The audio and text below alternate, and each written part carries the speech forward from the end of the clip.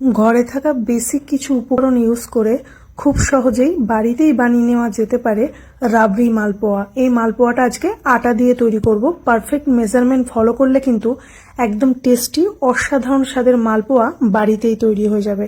তো সবার প্রথমেই রাবড়ি তৈরি করে নেব। তার জন্য এখানে একটা কড়াই আমি গ্যাসে চাপিয়ে দিয়েছি। 1 টেবিল চামচ জল অ্যাড করে দিলাম। এবার এর মধ্যে অ্যাড করে দিলাম মেজারিং কাপের 3 কাপ দুধ। দুধটা আমি আগে থেকে জাল করে রেখেছিলাম। তারপরে এখানে অ্যাড করে মিডিয়াম টু হাই ফ্লেমে এটাকে জাল করে নেব।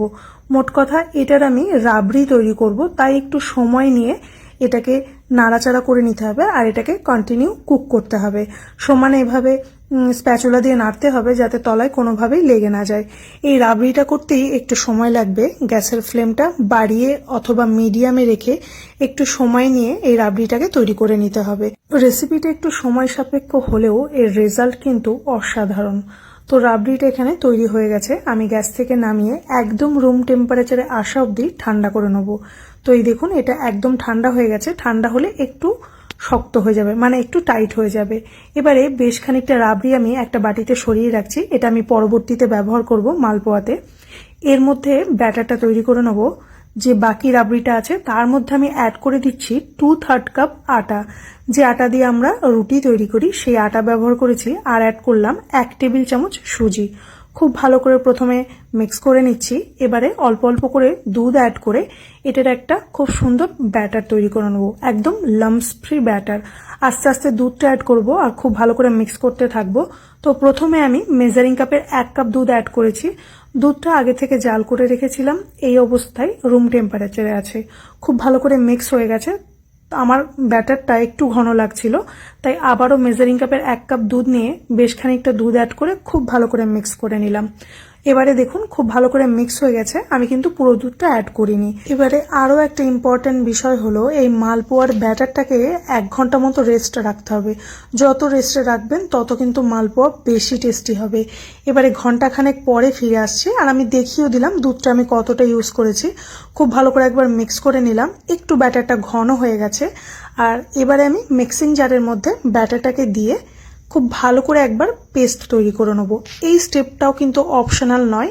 একবার চেষ্টা করবেন মিক্সিং জারে এটাকে একবার ঘুরিয়ে নেওয়ার।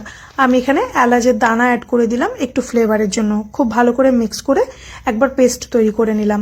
চাইলে অল্প একটু দুধের ব্যবহার এই পর্যায়ে করতে পারেন যদি প্রয়োজন হয়। আশা করি ভিডিওতে দেখে বুঝতে পারছেন ঠিক কনসিস্টেন্সিটা কিরকম। এবারে চিনির একটা রস তৈরি করে নেব। তার জন্য একটা কড়াই আমি গ্যাসে চাপিয়ে দিয়েছি। অ্যাড করে দিলাম 2/3 কাপ চিনি আর 2/3 কাপ জল। একটু ফ্লেভারের জন্য কালারের জন্য কয়েক ধাগা কেশর অ্যাড করেছি আর ফ্লেভারের জন্য অ্যাড করেছি ছোট এলাচ। খুব ভালো করে মিক্স করে নিয়ে জাল করে নেব যতক্ষণ না পর্যন্ত চিনির রসটা এরকম চটচটে হয়ে আসছে। 1 তার 2 তার রসের দরকার নেই, একটু চটচটে হলেই কিন্তু হয়ে যাবে। তো রসটা দেখুন 4 থেকে 5 মিনিটের মধ্যে তৈরি হয়ে গেছে। আমি সাইডে রেখে দিচ্ছি। এবারে বেশ খানিকটা রিফাইন তেল আমি গরম করে নিয়েছি। গরম তেল হয়ে গেলে মিডিয়াম আঁচে রেখে এভাবে ব্যাটারটাকে দিতে থাকবো। তো প্রথম যে মালপোয়াটা হয় সেটা সাধারণত খুব বেশি ভালো হয় না, তবুও আমি চেষ্টা করেছি যতটা ভালো করা যায়।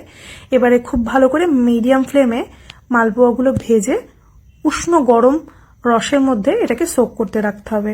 তো এই দেখুন আমি একটা একটা করে মালপোয়াগুলোকে ভেজে নেবো আর যতটা সম্ভব তেল চিপে বার করা যায় একটু তেলটা চিপে নিয়ে রসের মধ্যে এটাকে অ্যাড করে দেবো। এই মালপোয়াগুলো বেশিক্ষণ রসে সোক করতে হবে না, মিনিট 4-5 সোক করলেই কিন্তু হবে। প্রথম ব্যাচে 1টা বা 2টো দিলে পরের ব্যাচ থেকে কিন্তু 3টে করে ফ্রাই করা যেতে পারে। আমি দেখিয়ে দিচ্ছি ঠিক কিভাবে। ব্যাটারটা পারফেক্ট কনসিস্টেন্সির হলে আর তেলটা যদি ঠিকঠাক গরম থাকে একটু করে ব্যাটার দিলে কিন্তু কয়েক সেকেন্ডের মধ্যেই নিচটা ছেড়ে যাবে, সাইড হয়ে যাবে। আর পাশের জায়গাতে আপনি আরও কিছুটা ব্যাটার দিয়ে মালপোয়াগুলো ভেজে নিতে পারেন। এটা যেহেতু রাবড়ি মালপোয়া, তাই যে রাবড়িটা আমি বাঁচিয়ে রেখেছিলাম সেটা মালপোয়ার উপর দিয়ে এভাবে স্প্রেড করে দেবো।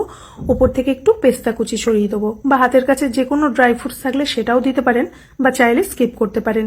তো নেক্সট টাইম ময়দার বদলে এভাবে একবার আটা দিয়ে কিন্তু মালপোয়া বানানো যেতেই পারে। খেতে কিন্তু অসাধারণ হয়। রেসিপিটা দেখে কেউ বানালে অবশ্যই জানাবেন আমায়।